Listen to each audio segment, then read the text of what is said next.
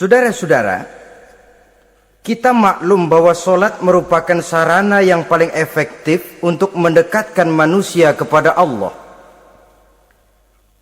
Makin dekat manusia dengan Allah, makin tidak senang iblis dan setan.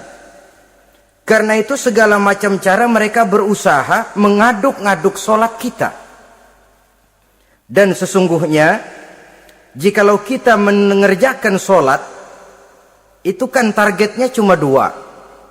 Pertama, agar solat kita itu sah. Yang kedua, agar solat kita itu qabul, yakni diterima oleh Allah. Kalau soal sah dan tidak, ukurannya gampang. Saya kalau ditanya orang, Pak, solat saya sah atau tidak? Saya bisa jawab. Saudara, solatnya syarat rukunnya cukup apa tidak? Cukup, sah. Itu kalau perkara sah. Tapi kalau sudah perkara qabul, Pak, solat saya diterima atau tidak oleh Allah? Ini saya tidak bisa jawab. Kenapa? Soal qabul mencakup masalah batin. Cuma ukuran logikanya, kalau syarat rukun cukup, insya Allah qabul. Saudara-saudara kaum muslimin rahimakumullah. Oleh karenanya, pada saat kita solat, iblis, setan datang dari segala macam penjuru supaya kita kehilangan rasa khusyuk. Apalagi kalau kita jadi imam yang gerak kita, bacaan kita dilihat, didengar, disaksikan oleh orang banyak. Digodanya gerakan kita, dibolak-baliknya hati kita supaya di dalam solat itu banyak yang kita ingat, hal-hal yang tidak ada hubungannya dengan solat. Kadang-kadang belum solat kita ribut nyari pulpen, enggak ketemu. Begitu takbir ingat pulpen di atas lemari. Mulai goncang lagi niat kita solat. Kadang-kadang kalau hati tidak bisa dipermainkan, iblis berbisik lagi. Gerakan kita dalam solat tidak mencerminkan kekhusyuan. Kalau gerak juga ternyata masih bisa khusyuk, bacaan kita dibuatnya kita seperti dikejar-kejar waktu. Solat Isya misalnya, dengan cara kilat khusus, super singkat. Saya katakan tadi, apalagi kalau kita jadi imam, iblis mudah mendatangkan penyakit riya. Karena mengimami orang banyak, lalu supaya dikira alim, dibuatlah solatnya itu mantep-mantep. Surahnya dicari yang panjang-panjang, paling pendek sabihis sama wadduha. Tapi kalau sudah solat sendirian, cukup inna a'toinakal kautsar sama kul huwallahu ahad. Kayaknya khusyuk bukan main. Kalau imam, bahasanya dipaseh-pasehin kayak orang 16 tahun di Mekah. Usolli fardhol maghribi salasa raka'atin. Saudara-saudara kaum muslimin yang berbahagia, oleh karena solat merupakan sarana yang paling efektif untuk mendekatkan diri dengan Allah, maka orang yang khusyuk di dalam solatnya merupakan musuh utama daripada iblis. Sekarang bagaimana bisa khusyuk caranya? Kalau khusyuk 100%, rasa-rasanya sulit. Untuk sampai ke arah sana orang memerlukan tahapan. Kepada Imam Ali karramallahu wajhah, baginda Nabi pernah memberikan satu tes. Ali, saya ya Rasul, kalau kau bisa solat 2 rakaat saja dengan khusyuk, aku kasih hadiah sorban. Baik ya Rasul. Sembayang Imam Ali 2 rakaat. Selesai solat, assalamualaikum wassalamualaikum. Rasul bertanya, yang mana sorbannya Li? Tanpa nengok, Imam Ali menjawab, yang hijau ya Rasul. Setelah menjawab yang hijau, Rasul berkata, kamu tidak khusyuk Li. Kenapa? Soalnya tadi waktu sembayang mikirin, nanti kalau ditawarin sorban pilih yang hijau aja ah. Sehingga begitu ditanya, refleks menjawab, yang mana Li? Yang hijau saja ya Rasul. Oleh karena itu, menurut Al-Imam Nawawi, pada tingkatan yang paling sederhana, sudah sampai ke tingkat khusyuk, asal pada waktu takbiratul ihram ingat kepada Allah. Tapi jangan lupa, itu tangga pertama. Jangan ada fatwa begini lalu aman. Yang penting kan takbirnya ingat Tuhan, belasononya mau kemana kek. Bukan itu. Itu pada tingkatan pertama sudah sah dipandang khusyuk solatnya orang awam, asal pada waktu takbiratul ihram dia ingat kepada Allah. Tetapi harus terus berusaha agar sepanjang solat dia ingat kepada Allah. Caranya bagaimana? Pertama, menanamkan diri bahwa pada saat kita sedang mengerjakan solat, yang lain tidak ada kecuali Allah. Yang kedua, berusaha memahami apa yang kita baca. Sehingga pada saat kita sujud, subhana rabbiyal a'la wa bihamdi, terbayang kemahasucian Allah, kemahatinggian Allah. Sehingga hati tidak mengembara, mulut berucap, hati mengikuti apa yang diucapkan. Yang kadang-kadang membuat hati kita jalan-jalan, badan di masjid, badan takbir, badan ruku, tapi hati di pasar, hati di kantor, hati di pabrik. Karena yang kita ucapkan tidak berakar di hati. Yang kita baca kita nggak tahu artinya. Sangat boleh jadi hati lalu mengembara kemana-mana. Jadi untuk menopang kekhusyuan ini, cara yang paling efektif, pertama, tidak ada yang lain pada waktu kita sholat kecuali Allah. Yang kedua, berusaha memahami apa yang kita baca. Dikala kita sujud dikala kita duduk di antara dua sujud, Rabbighfirli, ya Allah ampuni dosa saya, warhamni, kasihani saya, dan selanjutnya. Mulut membaca, hati mengikuti. Dengan mengikuti, hati tidak terlalu mengembara, ada tempat dia kembali. Saudara-saudara kaum muslimin rahimakumullah. Itu yang kelima. Yang keenam, yang menjadi musuh iblis, mu'minun nasih. Orang mukmin yang suka memberikan nasihat. Orang mukmin yang suka memberikan petunjuk. Termasuk juru-juru dakwah, para mubaligh itu merupakan musuh utama iblis. Kenapa? Tiap hari iblis kampanye. Tiap hari iblis mengajak dengan segala macam cara yang kalau perlu dia berikan kamuflase. Dia berikan fata morgana. Kalau perlu, yang haram dia bungkus dengan merek halal. Kalau perlu, kejahatan dia bungkus dengan baju kebajikan. Istilahnya, racun diberi merek madu. Dan itu wajar. Cuma kita tentu harus punya filter, daya saring positif agar tidak salah pilih. Karena iblis ini pintar betul. Kalau kita khusyuk dalam sholat, dia tanamkan kepada kita misalnya seperti tadi itu. Sholatmu memang hebat, khusyuk. Di kampung ini tidak ada orang yang sholatnya seperti kamu. Tertanam itu dalam hati kita, timbul ujub. Akhirnya, iya. Gue lihat-lihat di kampung sini kagak ada yang sembayangnya kayak gua. Nah, sudah masuk iblis. Jadi dia pandai mengikuti gerak hati dan irama denyut jantung manusia ini. Kemana kecenderungan manusia, ke situ dia masuk. Pendeknya iblis itu ibarat tukang joget, dia ngerti benar irama kendang. Saudara-saudara kaum muslimin rahimakumullah. Termasuk juru-juru dakwah, para mubaligh, orang yang suka memberikan nasihat ini. Mereka memberikan filter kepada umat, kepada jamaah, jangan sampai salah pilih. Dan iblis menyesatkan kita supaya kita salah pilih. Satu contoh ringan. Kalau di depan saudara ada dua buah gelas, yang segelas isinya jamu, yang segelas sirup. Kira-kira saudara minum yang mana? Jamu. Jamu apa sirup? Jamu. Sirup apa jamu? Jamu. Orang yang pikirannya panjang, dia pasti minum jamu. Pahit memang, getir memang, tapi besok badan sehat, tenaga kuat, gairah kerja ada, kreativitas timbul, semangat menghadapi kehidupan tumbuh. Orang mukmin orang yang berpandangan jauh ke depan. Pandangannya panjang. Panjang kemana? Tidak cuma ke dunia, sampai juga dia memandang ke alam barzakh, ke akhirat. Sholat itu jamu, pahit. Ngaji, hadir di majelis taklim itu jamu, pahit.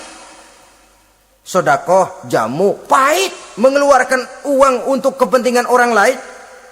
Enak aja minta sumbangan, datang-datang yang nyari peres keringat banding tulang gue, lu datang-datang mau minta. Yang enak ngumpulin harta lalu bakhil bin pelit alias medit. Itu jamu. Saudara hadirin yang saya muliakan, sedekah jamu pahit. Puasa jamu pahit.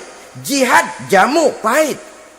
Tapi nanti begitu kita meninggalkan dunia, masuk ke alam barzakh, apalagi pindah ke akhirat, baru terasa, aduh, nikmatnya dulu kemarin itu minum jamu, sekarang badan sehat, tenaga kuat, kerja semangat. Nikmatnya dulu saya waktu di dunia sholat, rajin ngaji, suka sodako, suka menolong orang. Sekarang terasa manfaatnya. Begitu saya berada di alam barzakh, apalagi sudah dibangkitkan di padang mahsyar di akhirat nanti, terasa seluruh kebajikan yang saya kerjakan.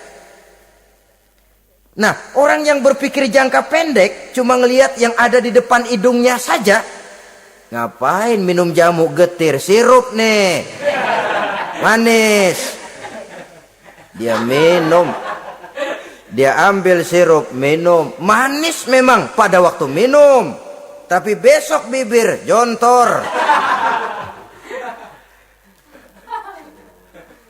Meninggalkan perintah Allah, sirup itu manis. Tidak sholat, manis. Tidak bayar zakat, sirup, manis. Tidak mau puasa, sirup, manis. Manis sekarang. Tapi nanti besok begitu masuk ke alam barzakh, begitu dibangkitkan di padang mahsyar di akhirat nanti, merintih kita menahan penyesalan yang sudah tidak ada artinya lagi. Sampai-sampai penduduk mahsyar itu ada yang berkata, diceritakan dalam Quran, ya laitani kuntu turaba.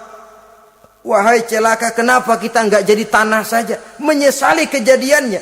Andai kata mereka bisa kembali ke hidup di dunia lagi, mereka akan minta kejadian yang kedua untuk berbuat baik.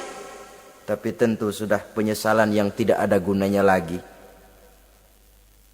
Maka saudara-saudara, emang cuman jalan duluan kecebur di sumur yang nyesel duluan. Ada orang jalan, yang paling depan kecebur di sumur, itu tuh, gue nyesel duluan katanya. Nyesel duluan. Yang lain mesti nyeselnya belakangan. Saudara hadirin yang saya muliakan. Nah, orang yang suka memberikan nasihat kepada orang lain dimusuhi iblis. Kenapa? Tentu nasihat yang membawa kebaikan. Iblis nggak senang betul itu. Kita nasihatin teman, udah berhenti dah, jangan pada mabok lagi. Iblis gergetan bener. Ini orang dilarang lagi. Kita nasihati teman, udah jangan masang-masang lagi dah, nggak bakalan kena, dikebohongin. Nggak ada orang jadi kaya masang judi, bangkrut malah loh. Ini kan termasuk tipu daya iblis, judi dinamain sumbangan. Itu sama saja itu, madu, racun mereknya madu. Judi dinamain sumbangan. Kalau Kang Beca pada nyumbang. Kayak orang kaya lagunya.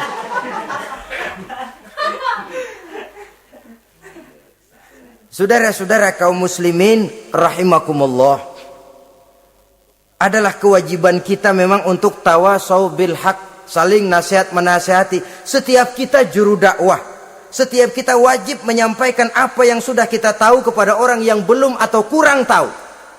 Saudara yang bisa bismillah wajib mendakwahkan bismillah itu kepada orang yang belum tahu bismillah. Saudara bisa Fatihah harus menyampaikan itu kepada orang yang belum bisa Fatihah. Persetan dengan orang lain. Apalagi yang cuma kerjanya ngeritik saja, lu baru bisa Fatihah doang udah ngajar. Biar aja yang diajarin gak bisa Fatihah kok. Apa masalahnya pemerataan di bidang keilmuan? Sebab memang biasa penonton itu selalu lebih pandai menilai, kayaknya lebih pintar dari yang main. Sama saja orang nonton bola ngomel melulu, padahal dia sendiri belum tentu bisa main. Dengerin orang pidato pun begitu. Monten bisa. Wah, kalau dia yang pidato 1 jam kayak semenit. Tapi kalau si Ano tuh kita udah pegel belum juga mau berhenti. Monten bisa. Coba dia suruh pidato. Udah 1/4 jam masih ama ba'du. Apa mau dibilang ama ba'du?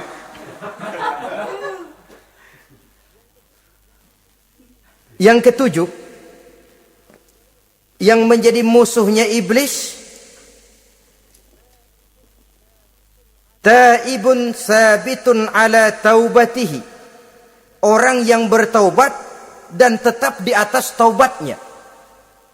Secara jujur, tidak ada manusia yang tidak punya salah.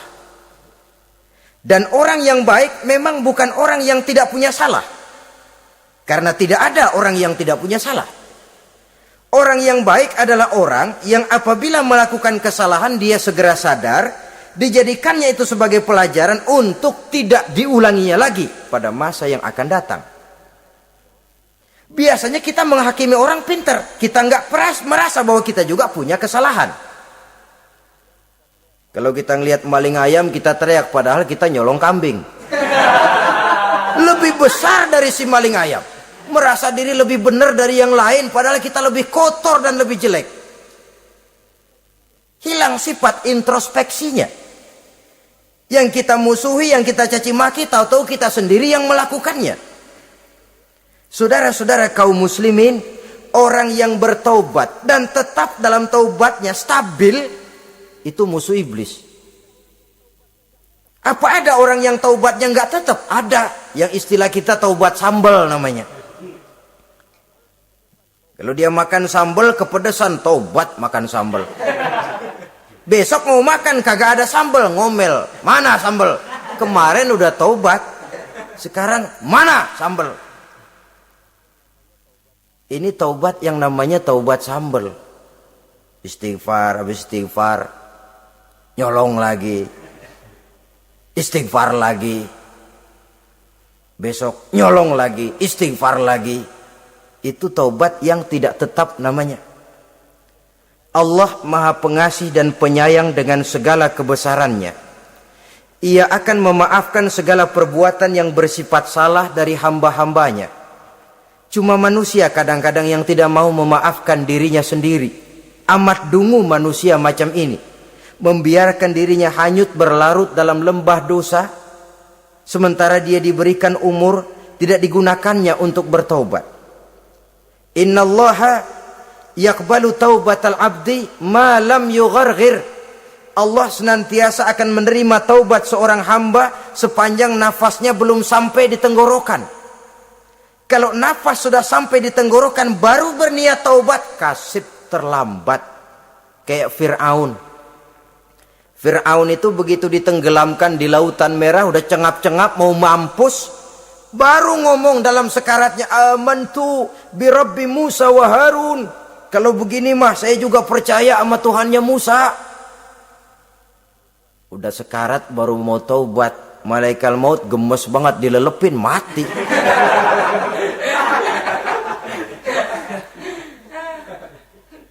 Nah, kepada adik-adik remaja, biasanya kalau sudah bicara taubat, pikiran kita, taubat mah urusan 70 tahun ke atas.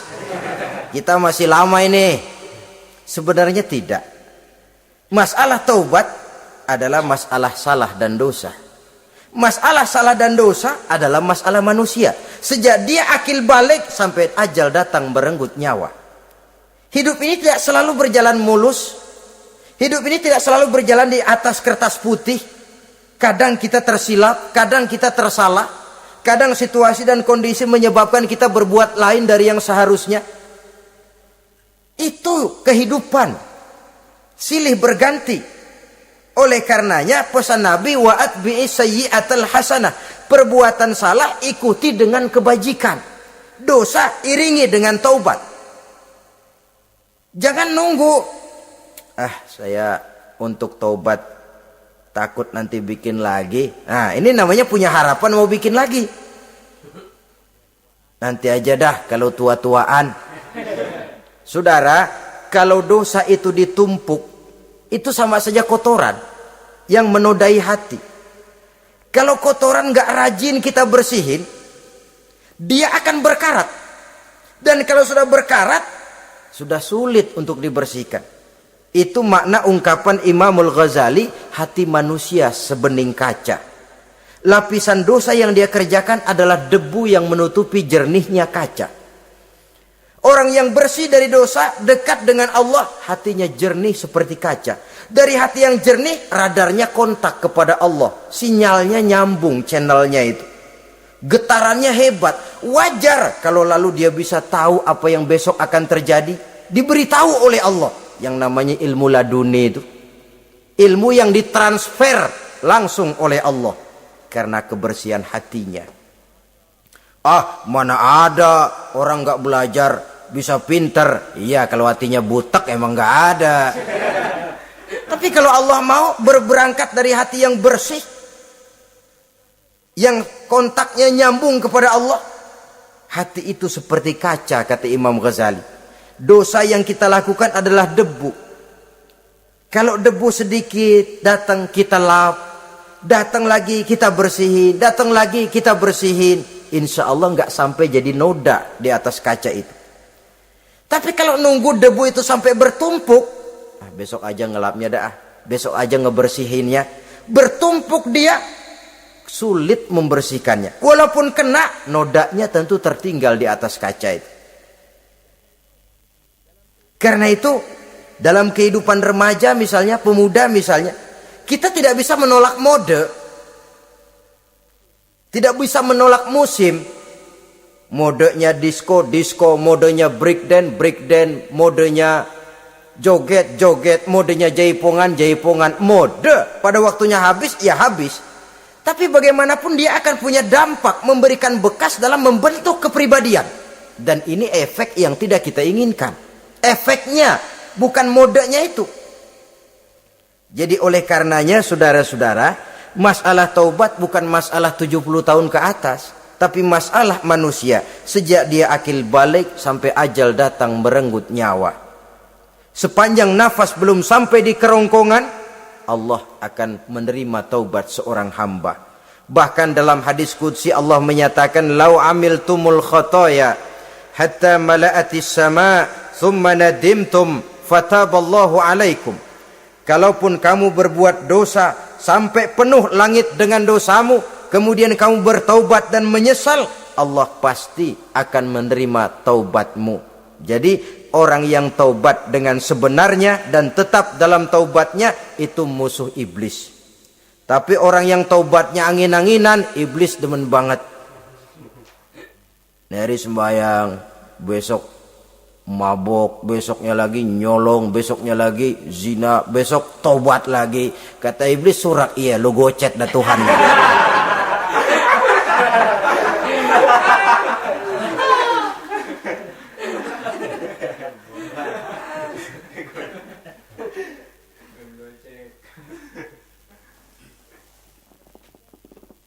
Selanjutnya, yang ke-8, musuh iblis, musuh setan, mukminun yudawi mu'alat taharah. Orang mukmin yang membiasakan diri selalu dalam keadaan bersuci. Baik dari hadas kecil, lebih-lebih dari hadas besar. Wudu utamanya memang untuk sholat. Tapi membiasakan wudhu dalam kehidupan sangat baik sekali. Mau ke kantor, wudhu dulu. Mau ke pasar, wudhu dulu. Mau ngajar, wudhu dulu. Apa sebabnya? Karena dalam keadaan suci, orang ada sikap memelihara kesuciannya. Kalau kita naik PPD pagi-pagi gelantungan, kalau punya wudhu, hati-hati, kesenggol perempuan juga sayang sama wudhu. Tapi kalau nggak punya wudhu, jangan kesenggol, kita nyeruduk. Ada semacam sikap apik di dalam kehidupan ini. Karena itu biasakan wudhu. Untuk menjaga kebersihan diri, kebersihan zohir, kebersihan batin, belum lagi kemanfaatan di akhirat. Sebab kata Nabi, inna ummati ya'tuna yaumal qiyamah ghurran muhajjalin min asaril wudu. Umatku di akhirat nanti akan datang menghadap Allah dengan muka berseri-seri, bersinar-sinar dari sebab sering wudu. Sehingga tidak usah mengaku pun Rasul akan memanggil karena muka yang sering tersentuh air wudu ini. Mu'minun yudawimu alat toharah. Orang mukmin yang selalu membiasakan diri berada dalam keadaan suci, berwudu. Kita lihat ajaran wudu ya. Dari sejak bacaan-bacaannya saja itu sudah membawa manfaat.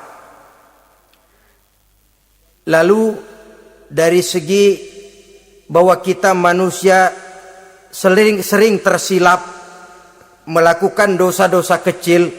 Dosa-dosa kecil itu oleh air wudu dia rontok. Tangan kita suka colak-colek pada saat membasuh dua tangan. Allahumma inni as'alukal yumna wal barakah wa a'udzubika minasyu'mi wal halakah. Dosa yang ada di tangan itu rontok. Mata kita suka pelatat-pelotot, enggak karu-karuan pada saat membasuh muka. Nawaitu raf'al hadasil asghar. Dosa yang ada di mata rontok dari segi pembersihan batin. Belum lagi dari segi pembersihan zahir. Sehari semalam kalau 5 kali saja kita terkena air wudu, itu sudah menjaga kesehatan dan kebersihan. Saudara-saudara kaum muslimin rahimakumullah. Yang ke-9, orang yang menjadi musuh iblis yaitu mutawarra'un anil haram. Orang yang memelihara diri dari yang diharamkan oleh Allah. Terpelihara dirinya, terpelihara yang dimakannya, yang diminumnya dari jenis-jenis yang haram, baik sedikit maupun banyak. Jangan cuma teriak haram waktu sedikit, tapi giliran banyak halal. Sama saja orang dikasih tahu, itu ada cerita anak-anak, Pak Haji punya anak main judi, dikasih tahu, Pak, anak bapak main judi, astagfirullah katanya. Tapi menang Pak, alhamdulillah.